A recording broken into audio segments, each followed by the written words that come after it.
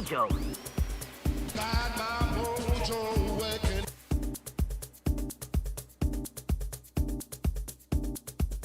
Got my mojo working. MOJO.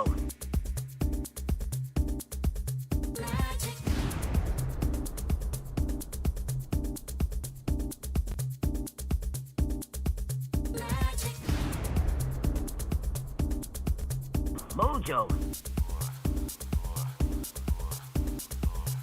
My mojo, baby, yeah!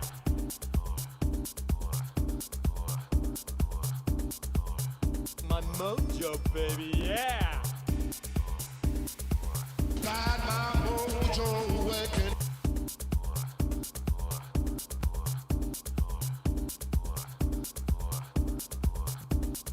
MOJO.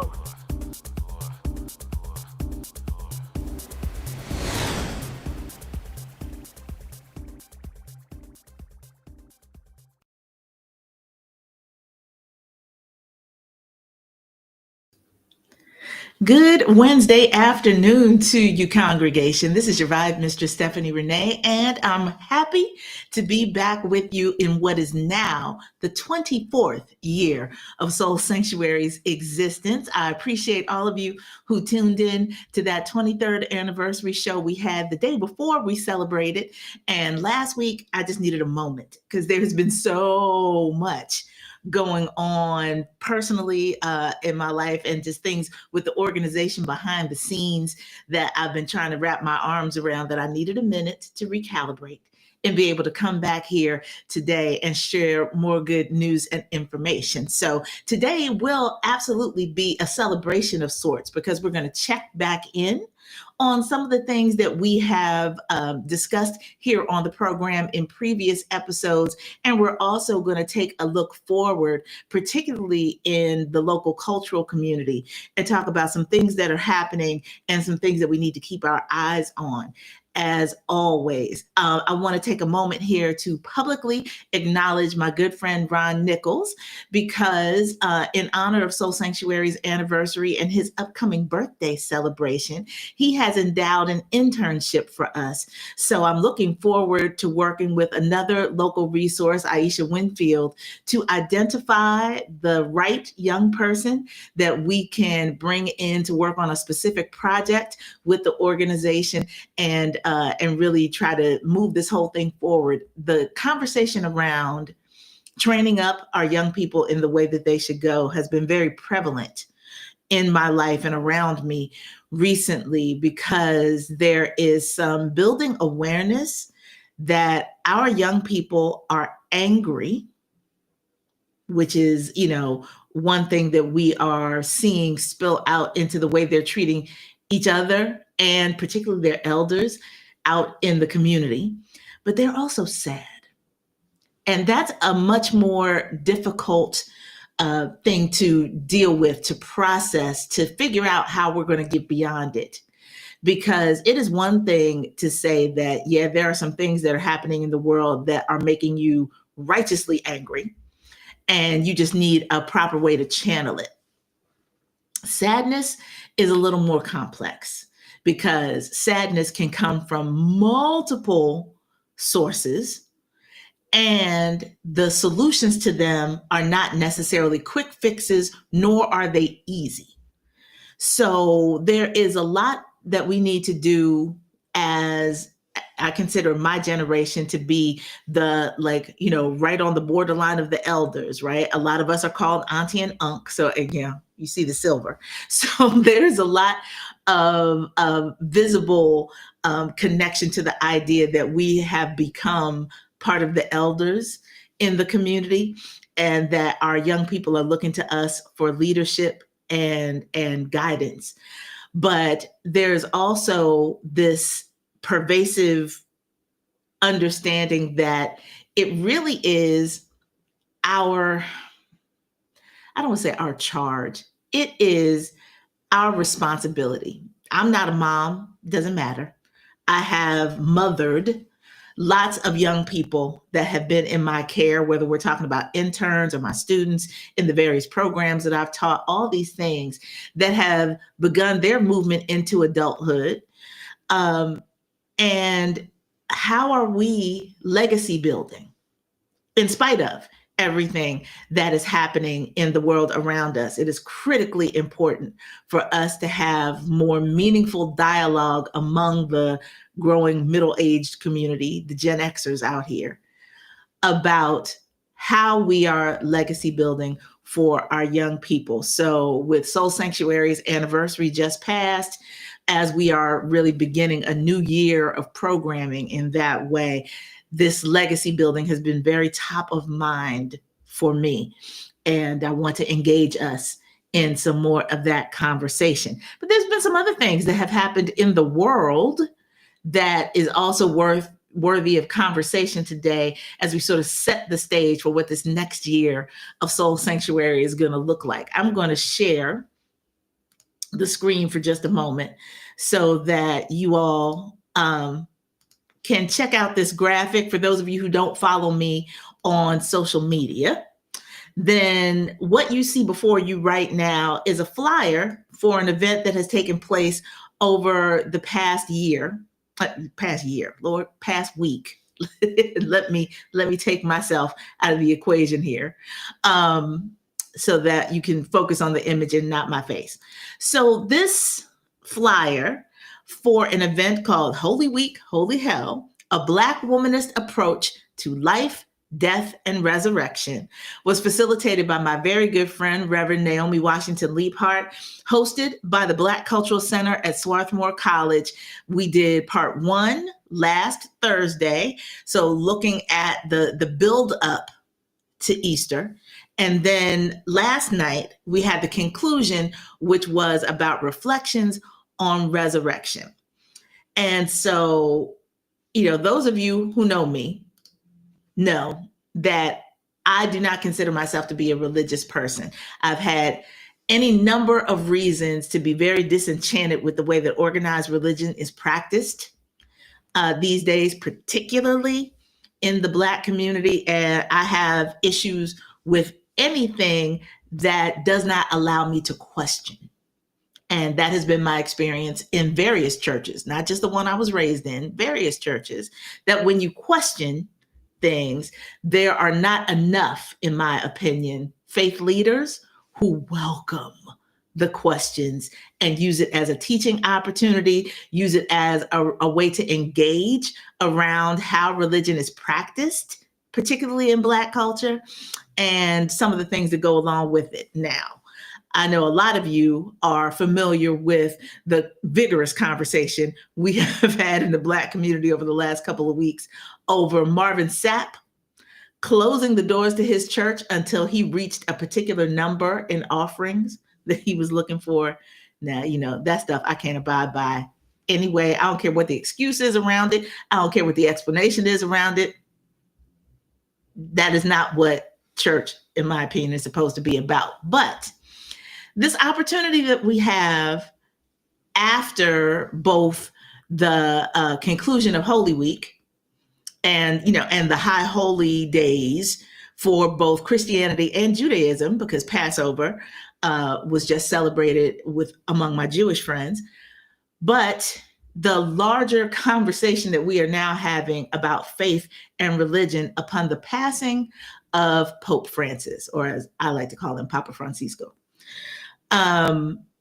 this is quite a time in the religious community to be thinking about what we consider to be the edicts of what faith is supposed to be about and how it should be practiced, and how much we look to leadership to guide that process. When the leader of world Catholicism passes away and a conclave has to be convened in order to select who succeeds him, there is a lot of conversation about ideology.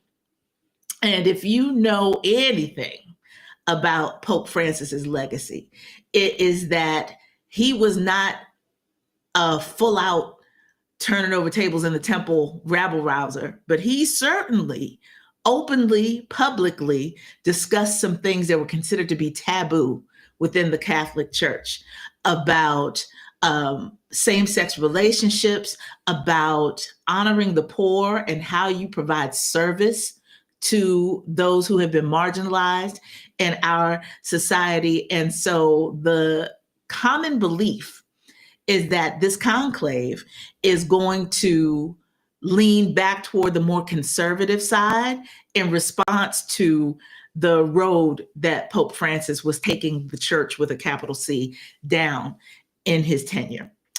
And so at a time when conservatism throughout the world is rising up and challenging some of the things that we see as not an agenda, but a progressive view of life and how the world should be proceeding, this is a pretty momentous time to be alive.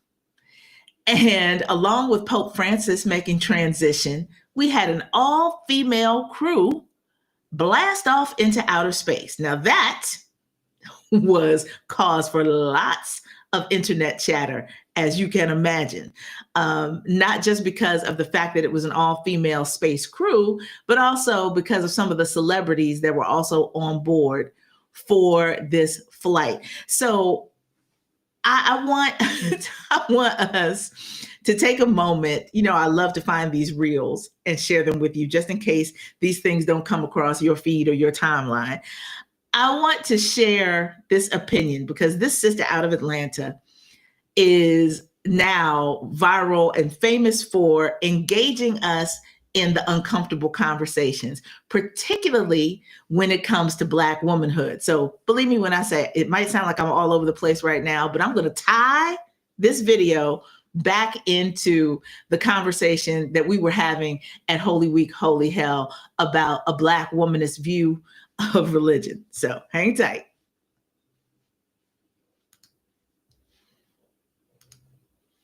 Got to share the screen.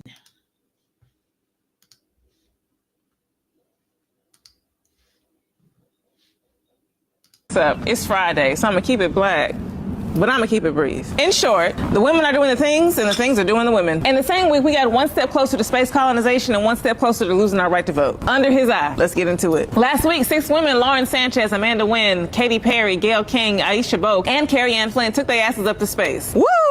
Well, more specifically, they went to something called the Kármán line, which is the imaginary divide between Earth's atmosphere and space, which is about 62 miles above sea level. They was up there floating in microgravity for 4 whole minutes. And by the way, they damn near fell out that spacecraft. 4 minutes seemed to be long enough. A very random group of women for sure, but that's likely because they had more to do with who could afford a spot than anything else. This expedition was brought to you by Blue Origin, a Jeff Bezos company. And if we hadn't been giving him enough of our dollars on a daily basis, these women shelled out $150K a piece just for a deposit to get a seat on that thing. Still, somehow, the mission objective of Blue Origin is to radically reduce the cost of access to space. Make it make sense. Meanwhile, I would just like to reiterate, we don't want to go into space. Space was not made for us. We want to save this planet right here. And make no mistake, this company is 100% paid to play. This is not research-based space exploration sanctioned by a worldwide coalition of countries to examine if we, the people, can move to space once Earth kicks the bucket. This is privatized space colonization to ensure the richer than rich have somewhere to go once it all goes down. Now, the Gayle memes were very funny, would very much be me if I too were to step out of a spacecraft. But given the context, I can see what they eating y'all up on the internet. This expedition and this company are just more examples of how these oligarchs will use their extreme wealth to do anything but put it toward rectifying the dire situation right here on Earth that their very existence has created. As a woman, though, I can acknowledge that there is something pretty cool about sending the first all-woman crew since the 1963 solo mission of a woman Soviet named cosmonaut Valentina Tereshkova. As a Black woman, I can also acknowledge that they had some pretty heavy-hitting sisters on that flight as well. We all know award-winning journalist, TV correspondent, and Oprah's BFF Gayle King, but there was also Aisha Bowe, who was a literal rocket scientist who also founded Lingo, an education tech company that serves 10,000 students designed to equip 1 million learners with STEM skills over the next decade. Yeah, she liked that. And me personally, I want to see more women, no matter what they got going on, doing whatever the hell they want to do, no matter how big or small the effort may be. Which brings me to Michelle Obama. Why y'all in her business so bad? She wasn't with her man on a couple of experiences and y'all start chatting. She can't be in the house chilling. She can't have business of her own. She not y'all first lady no more, and never not once said or demonstrated that she subscribed to that accessory wife aesthetic. She had to get on Sophia Bush's podcast to defend her marriage because y'all were putting divorce on her 32-year-long union. And first of all, let's be serious. Who's divorcing Barack Obama? Not me. And secondly, y'all, it's 2025. It's like she said, and I quote, y'all still have such limited imagination with regard to women that even the highest achieving, most accomplished ones can't move around with the man assigned to them. Talk to him. And after 10 plus years of being called everything but a child of God, my fellow Capricorn queen deserves to mind her business without having an answer to anybody. I wouldn't have took my ass to that raggedy ass inauguration either. You know what else my forever first lady said? That people couldn't even fathom that she was making a choice for herself. That they had to assume that she and her husband were divorcing. That this couldn't be a grown woman just making a set decision for herself, right? But that's what society does to us. And I hate to break it to you, if I may, that's what society is trying to do to women right now. Married women specifically, by making them secondary ornaments to their husband with no autonomy, voice, or agency, by stripping them of their ease to access to vote. The House of Representatives just passed the Safeguard American Voter Eligibility Act, or the SAVE Act, which will require voters to show proof of citizenship when registering to vote or updating their voter registration. They are marketing this act to their base as one that would protect us from illegal immigrants from voting, with a little transphobia on the side, in their mission to not recognize chosen names or genders. But guess what? The SAVE Act will require voters to present a valid passport that matches their birth certificate. So married women will need a marriage license to show proof of their name changed in order to register to vote. And according to Sean Morales Doyle over at the Brennan Center of Justice, about 21.3 million American citizens don't have these documents readily available. It's 10 p.m. Do you know where your birth certificate is? 50% of this country doesn't have the passport, and those people in Washington know that. They also know that the most of us don't have an extra $160 that is needed to procure the passport either, especially not right now. Then, don't let me live far from a major city. Getting these documents could take weeks, but that's the ball game. That's how you systemically shut out entire demographics from participating in their inalienable right to vote, when that man told everybody they would never have to vote again. And look at him,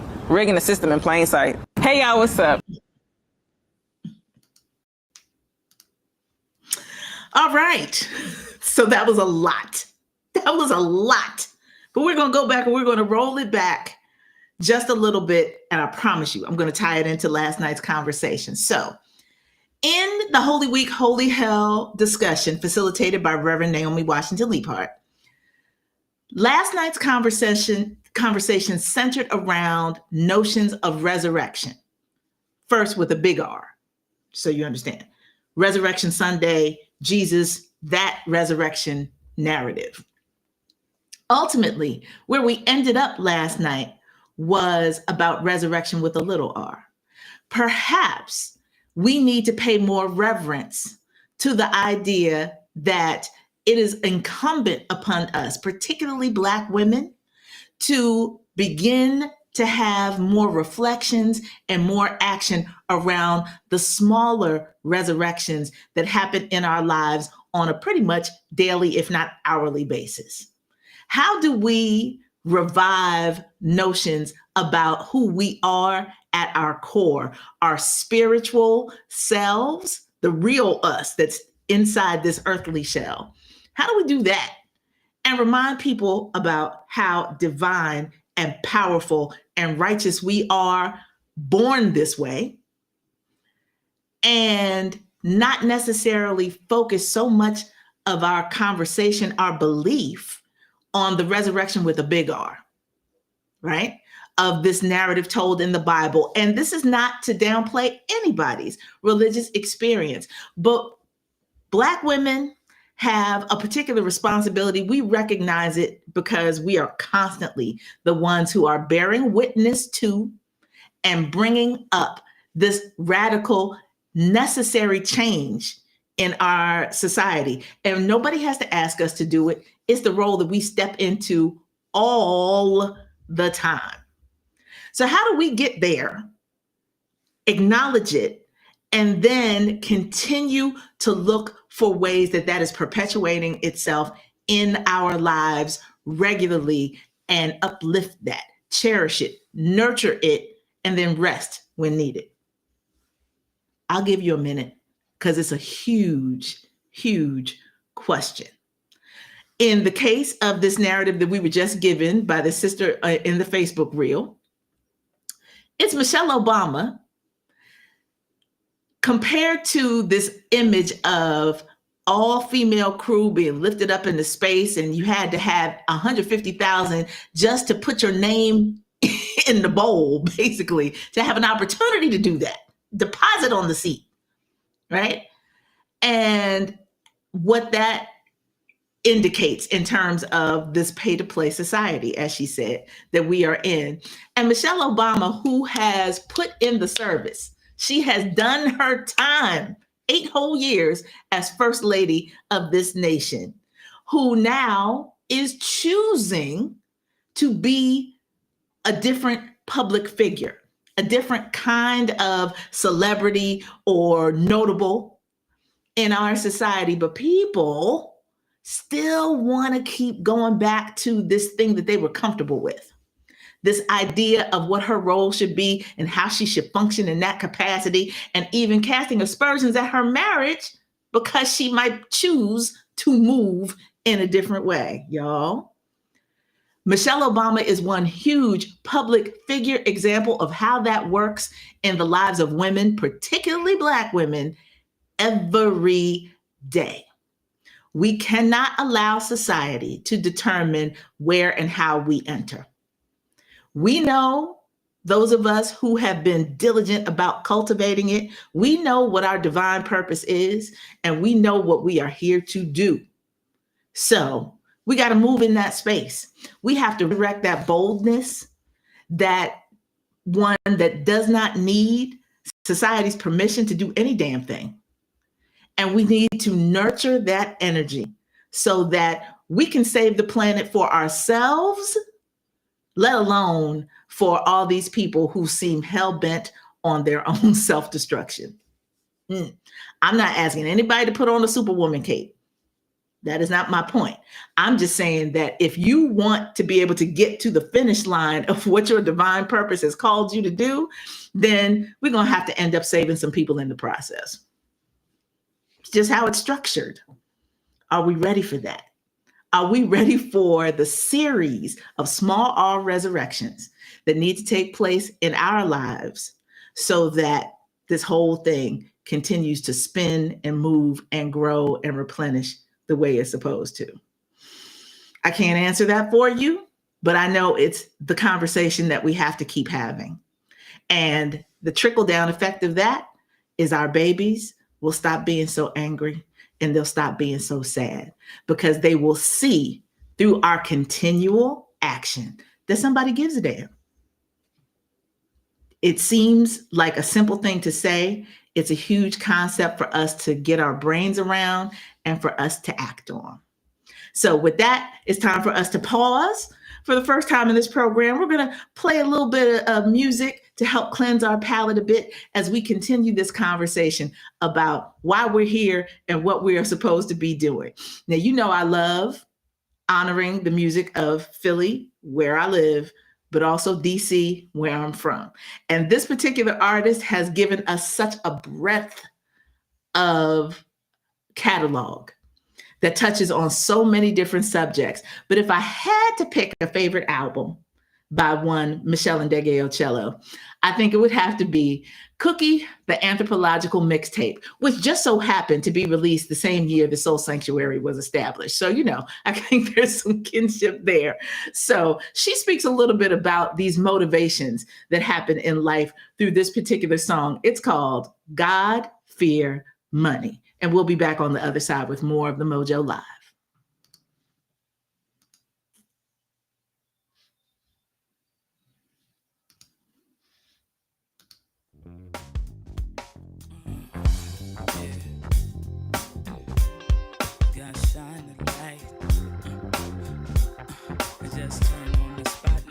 Check it.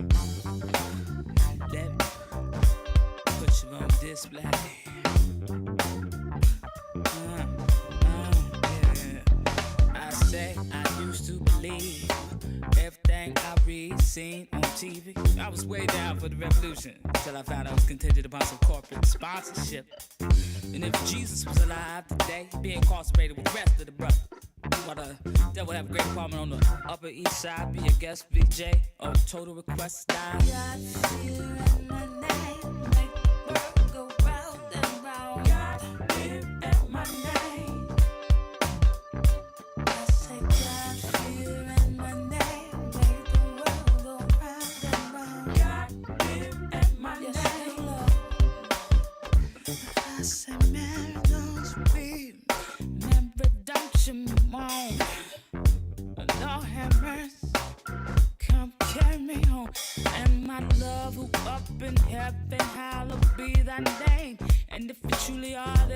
Why do they want destroy, slaughter all in your name? Tell me. God, fear, and my name make the world go round and round. God, fear, and my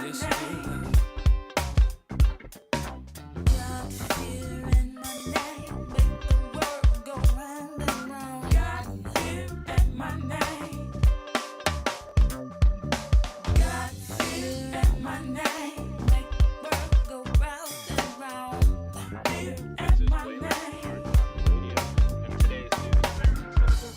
Will no longer be asked to participate in the presidential election process. Only the Supreme Court justices and the CEOs of top corporations to determine the leadership of the free world.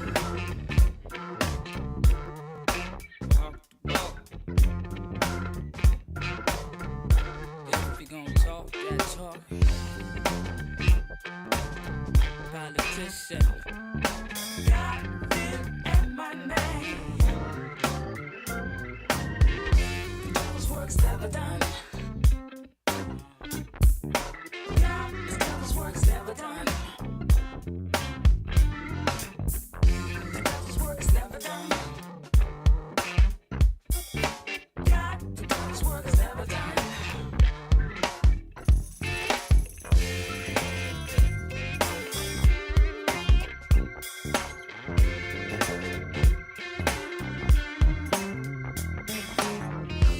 Those works never done. Free your soul from chains beneath and now. Those works never done. Yeah. God, fear, and my name.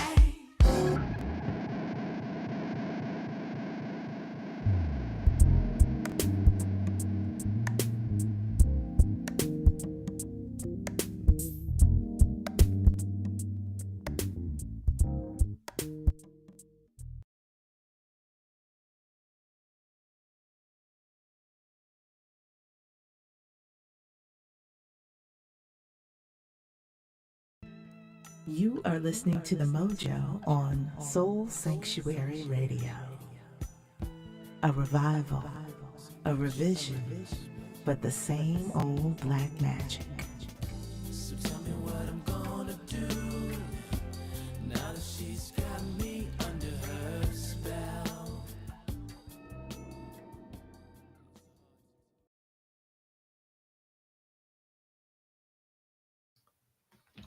And we are back on today's edition of the MOJO. I'm your vibe mistress, Stephanie Renee, and we are having sort of a review, a recap, a pondering as we begin this next season of Soul Sanctuary's existence, this 24th year we have just entered, but also on the heels of the world celebration of Passover and Resurrection Sunday.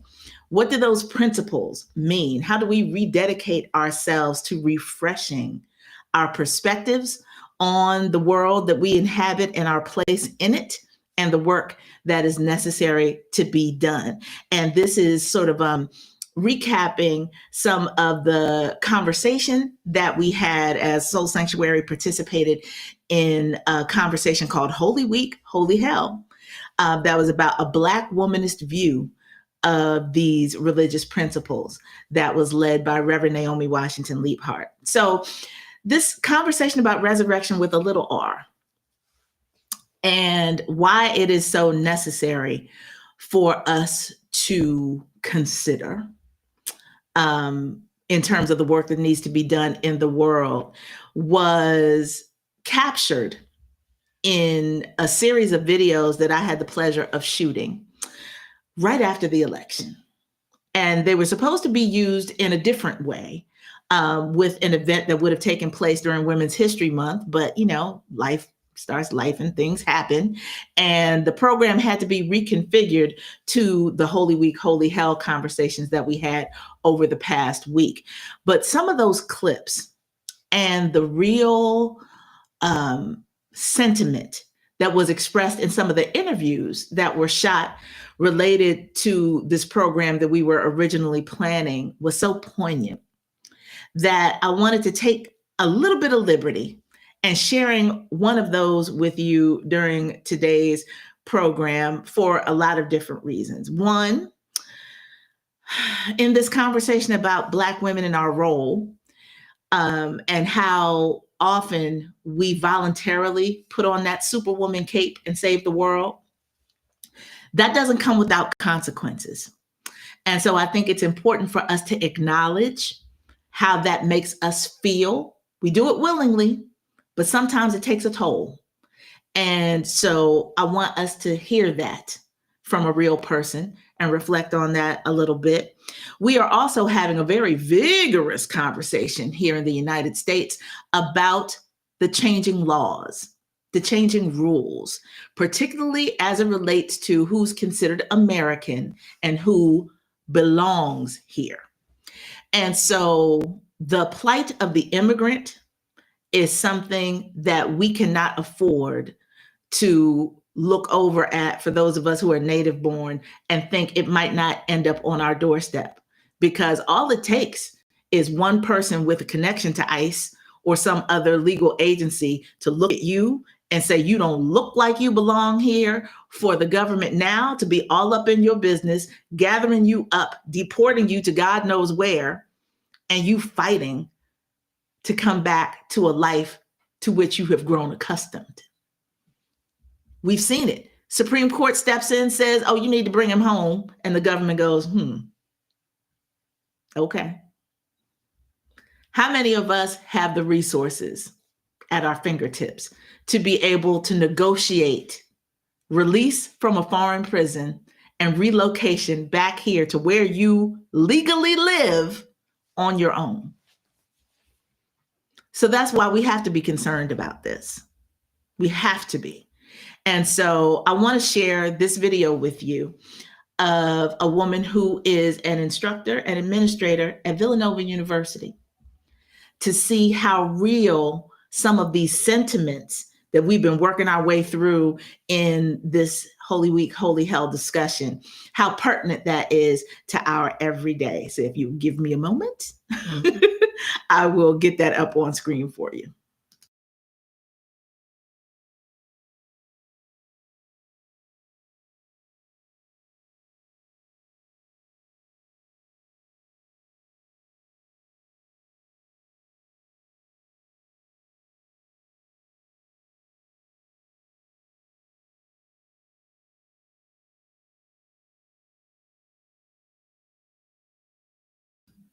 Okay, why is this program?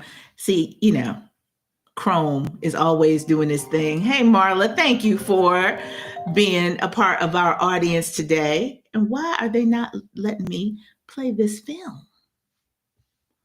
All right, hold on. We're gonna work it out. We're gonna work it out. Give me a moment.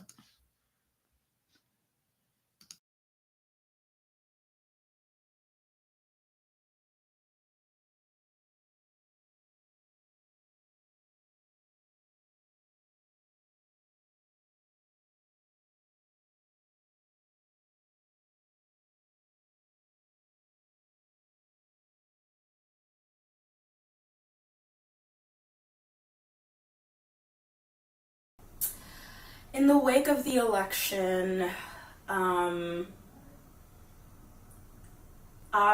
am feeling rage, so much rage. And I've also been processing some feelings of like foolishness. And foolishness in the sense that I think the day of the election I expected something different. Because I had been pessimistic up until that day, and then the day of, I drove home to vote with my grandmother and my mother, so it was 3 generations of voters, and it was also my grandmother's first time voting, right? So she hails from Haiti, and so it was a really special moment for her to not only cast her first vote for a Black woman. And we really relished in the moment. We, went back home and it was very communal. We were eating, we were talking, and even in that, right, we were still angry about the rhetoric, angry about the fact that the vote meant so much to different communities and what it meant to us. But there was like, in that, there was a little bit of hope that shined through that I was trying to tone down, right? Because I told myself that to feel hope is to open myself up to disappointment and hurt, and that ended up happening anyway. But I just feel angry. I feel rage, and also too, like, I feel that I can't trust, you know, my community. I can't trust the people around me, and still trying to work through the manifestations of that rage and of that, you know, distrust, and not only tamper it down, but to learn where to place it, right? And I'm still trying to figure out where to place it. You need to be intentional about resting. You need to give yourself a break. So yeah, the answer is not, it's not so simple and straightforward, because I think our lives were not that way. Because even if I'm like having the best of days, there's just no guarantee that, again, in this body that I'm living in, there's not harm. Harm feels so guaranteed, right? Harm feels inevitable in a way that repair isn't. And I wish that repair was just as inevitable and guaranteed as harm was. And so it's how do I make sure that that is true in my own life? How do I create the processes for me to repair, right? And to show my sister how to repair, and to show my mom how to repair. And then in turn, that being so routine and so second nature, that I do it for my students.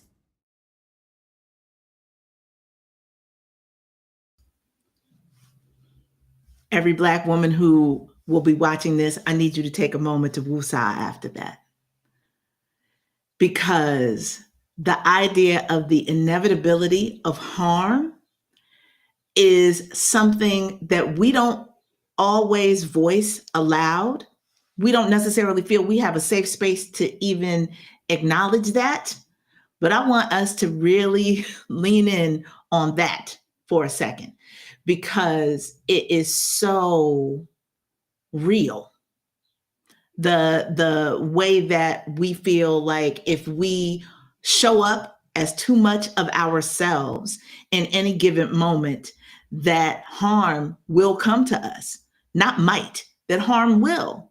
We are afraid that if we show up fully in relationships, that other person is going to be right out the door because they can't handle it. We're too much all the time. We are too much. At work, we avoid the perception of being too assertive, too aggressive, too loud, too angry all the time. So we stuff and we suppress ourselves. And there are so many different ways that fear of some kind of harm, losing a job, being physically assaulted, whatever the case may be, is present. It is ever present for us.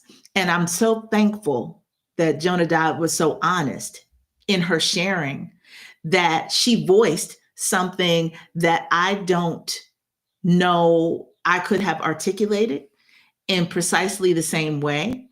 And again, this was raw. This was 2 weeks after the presidential election last year.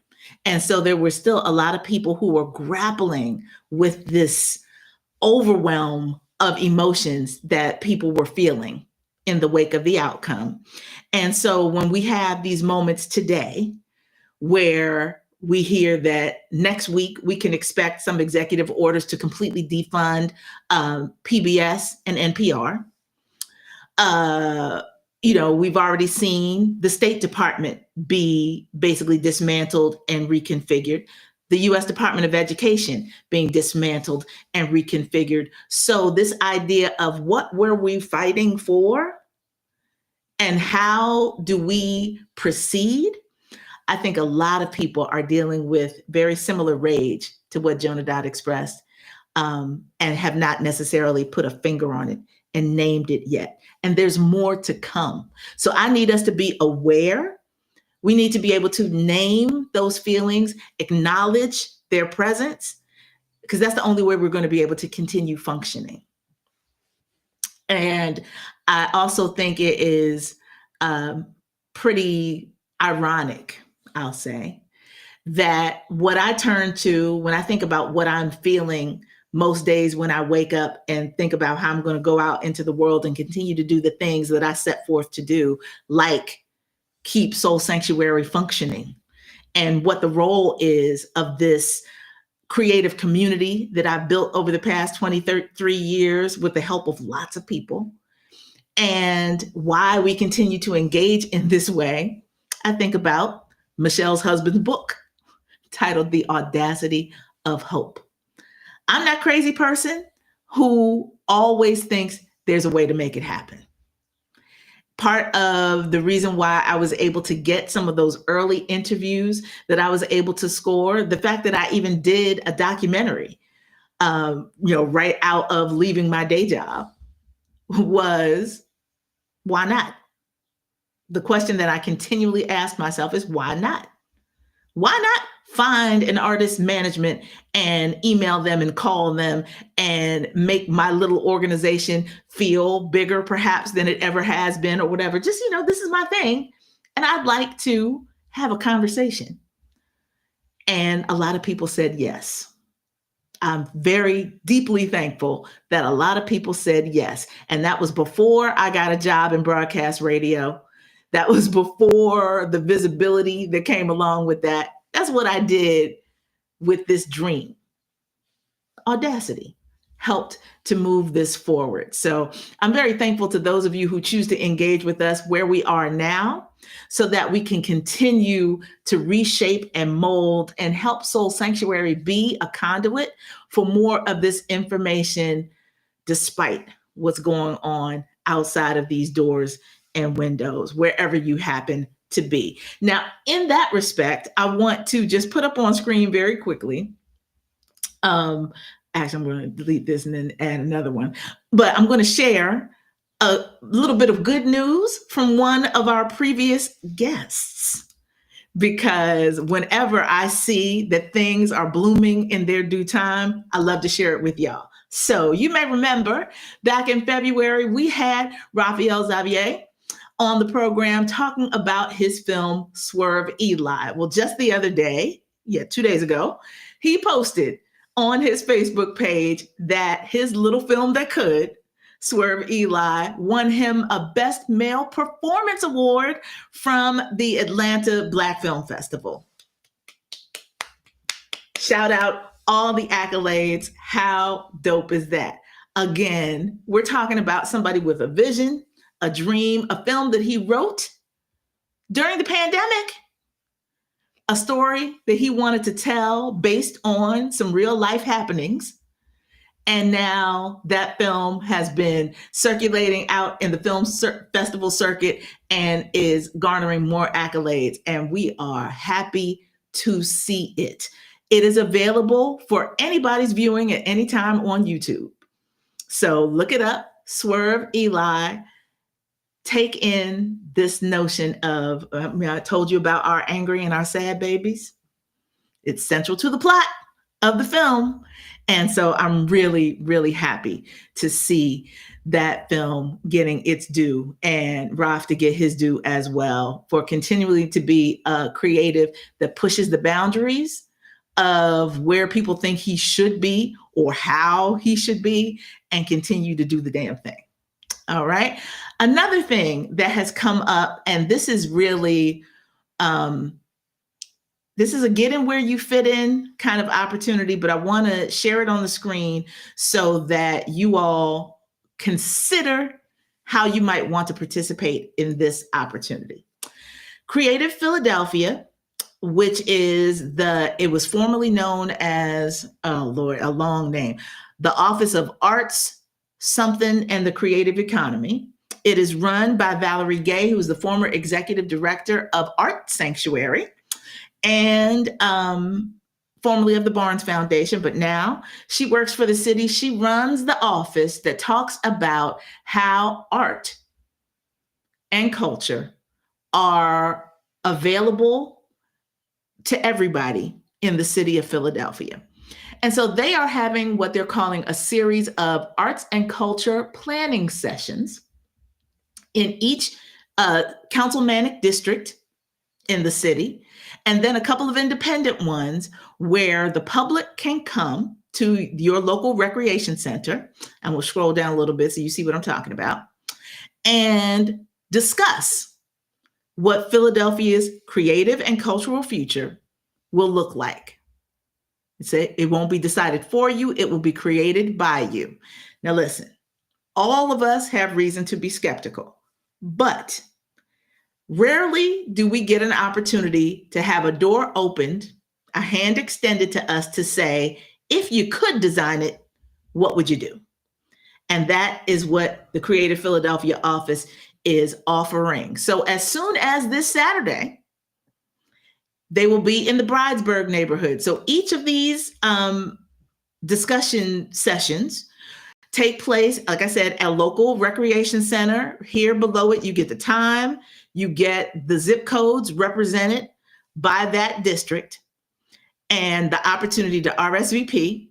You can take a pre-session survey and be on site to share your thoughts about what creative and cultural Philly should look like. They just had one in my new neighborhood, so I'm sad that I missed it, but there's been a lot going on. But you see, they have these things scheduled through the end of May. There are several other ones that have not yet been scheduled. And the one that I want to draw people's attention to is down here. You see, you scroll down, there are two, what I think very important ones that have yet to be scheduled. So you need to make sure you check out creativephl.org and look at the Shape Philly page for when these things will get on the calendar. And I will do my best to continue to bring this information to you and bring it back up on this program and all my other vehicles as well. But there's one for youth, ages 13 to 24, that will be citywide. And there's also one for independent creatives such as myself that is also citywide. I don't normally like to deal with the red tape and the politics of a situation, but I do think that I'm going to do my best to show up at this, because I think it is crucially important that if you have deemed something to be a problem, that you contribute to making it better. And the fact that they have set aside one specifically for independent creatives means that I should make an effort to be in the house and tell them what I think independent creatives in Philly need. And everybody can say funding. It's deeper than funding. Funding is absolutely important. Everybody needs money, especially in order to be your creative self. Because if you're working 80 hours a week just to afford rent and the other things so you have a livable life, that doesn't leave much bandwidth for you to actually be creative. So I think that is very, very important. But there is a larger conversation to be had about what Philly doesn't do or doesn't have enough of that other cities, other major cities, or smaller areas have put into practice to better serve the creative community that we can emulate. And that's not to say, and this is an opportunity not to have to do it through a very, very expensive consulting process. Usually when you bring in consultants to do that, they charge $500,000, $1 million to tell you something that you basically should already know. And here in Philly, we know folks are vocal. People in Philly do not have a problem telling you what they think and what you should do. So if we have a door being opened, like I said, a hand extended for us to show up at a recreation center or someplace accessible in the city to give our opinion and maybe offer a case study, offer a thought about how this thing should not just be available, but put into practice, and they're listening, why wouldn't we? Now, that doesn't mean that I might not use that opportunity to shout out 23 years worth of soul sanctuary programs and activities and how we can be a model for some other things that should be happening around the city. But it does mean that there are ample opportunities for everybody, particularly our young people, to show up and to tell the city what they need.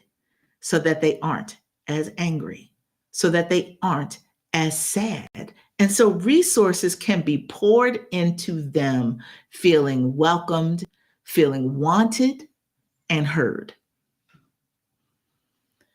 We can all point out 1,000,001 examples of these kids running through the streets Easter weekend on Temple's campus, hundreds, if not thousands, of young people up and down Broad Street, up and down Cecil B. Moore, and all over Temple's campus, causing havoc. I remember a time when I first came up here and started as a student at Penn, where Easter Sunday on Walnut Street between 39th and 40th looked like a parade, quite literally a parade. Young people would come from all over the city, stop traffic, and they weren't wearing Easter bonnets and their good church clothes. Philly is 1/3 Muslim, so it wasn't church clothes necessarily. Everybody had new sweatsuits and new sneakers. And they were all up and down Penn's campus, just all out in the street everywhere. Now, Penn has put quite a clamp down on that. Temple is on Broad Street, another major artery. It's easily accessible by foot, by public transportation, whatever the case is. I think they've transferred all that energy over to Temple. North Philly looked crazy on Sunday, according to the news reports, because these young people didn't have another place where they could or should go in order to let some of that energy out. And then, so this is an opportunity. This discussion session is an opportunity for us to show up and share with the city what we think some of these solutions might be. We're going to take another musical break, and then we'll come back with the conclusion of the program. I've been thinking about this song a lot because it talks about the realities, particularly for Black women, Black people in general, about straddling the line between what's expected of us, what's done to us, and what we need to do and how we need to be in the world. So we are taking this to the voice and the wisdom of one Janelle Monáe, featuring Big Boy. This is Tightrope, our Power Up Song of the Week.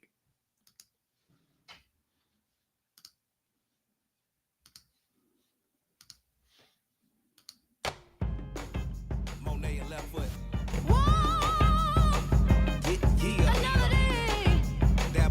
I take your pain away.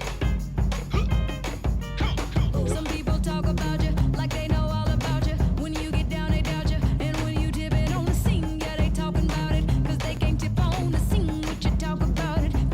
Talking about it. When you get elevated, they love it or they hate it. You dance up on them haters. Keep getting funky on the scene while they jumping around you. They trying to take all of your dreams, but you can't allow it. Cause baby, whether you're high or low, or whether you're high or low, you got to tip on the tightrope.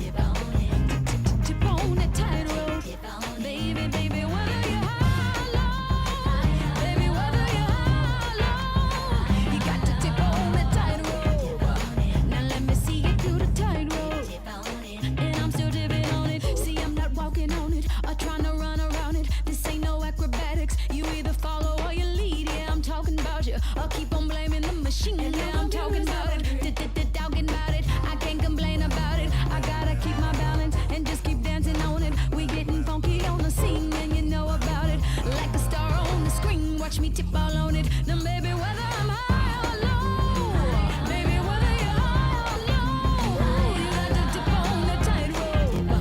Yeah, tip on the tightrope. Baby, whether you're high or low, baby, whether you're high or low, tip on the tightrope. Baby, let me see your tightrope. And I'm still dipping on it.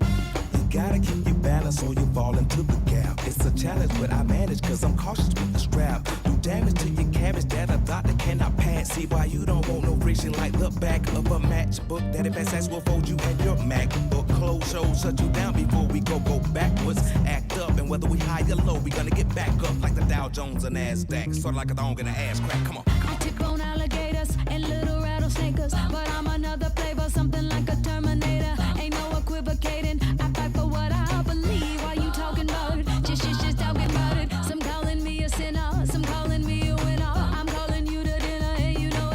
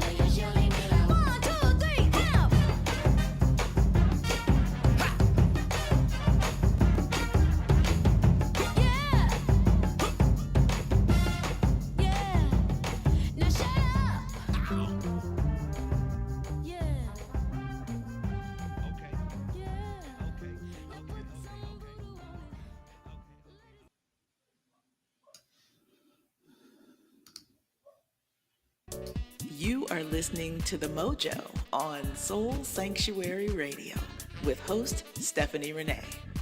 Embrace and explore your Black magic.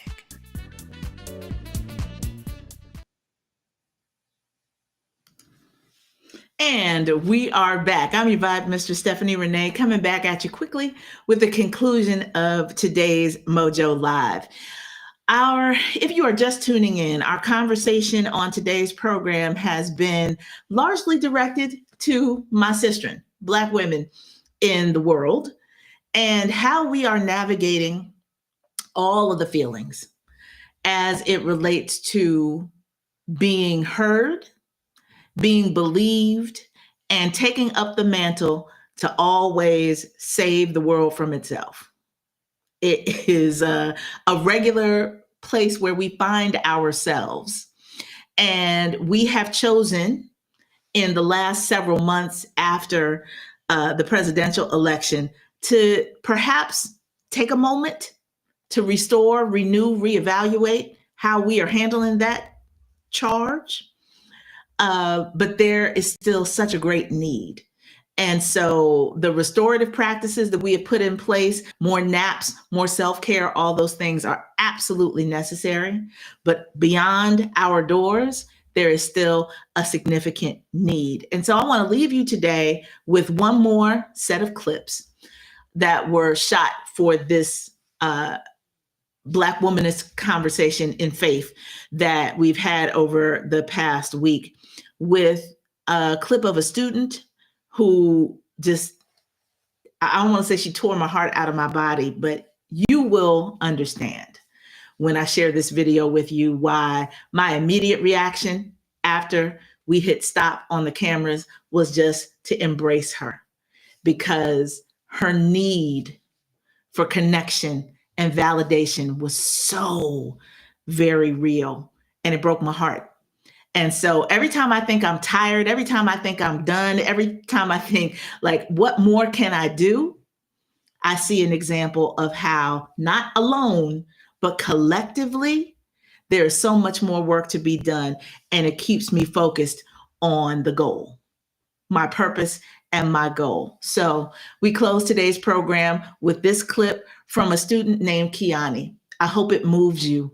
I hope it inspires you, because we got plenty of work to do, y'all.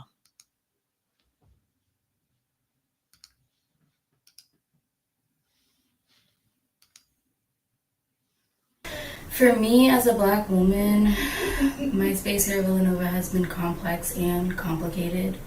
I feel like I've been on a journey of finding a community here, finding a space, and even within this time, within these 2 years, I still haven't found that.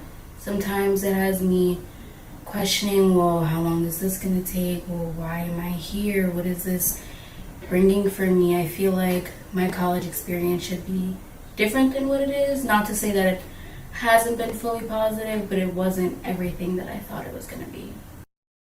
I feel like my biggest challenges is finding a space to be authentically myself. I feel like I've been searching for that, and I've been looking for that in different areas. I've tried to make connections in the classroom that have been unsuccessful. And I just find myself kind of lost around campus a little bit, trying to figure out the people that I want to surround myself with and the community that I want to be in. In the wake of the election, the results of that, it was very heavy for me.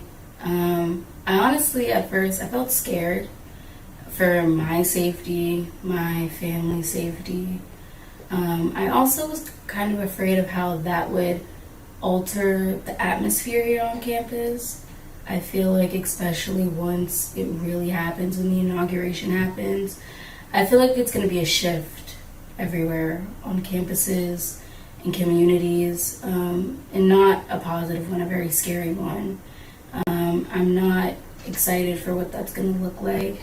I'm more so worried about what that means, even in terms of my education, even in terms of financial aid to continue my education. I'm not gonna live in fear because it's something I can't control, but it's just something I've had very heavy feelings about since it's happened. I feel like if I was talking to an older generation of black women, that I just wish like I was more close to them, more in community with them, more in conversation with them. I wish we would talk openly about our experiences. I wish they could tell me more about how they grew up and how they handled these types of situations, and just give some clarifying guidance on how to get through this life, how to continue to go through this life. I feel like I would appreciate that, and it would help me grow as a person.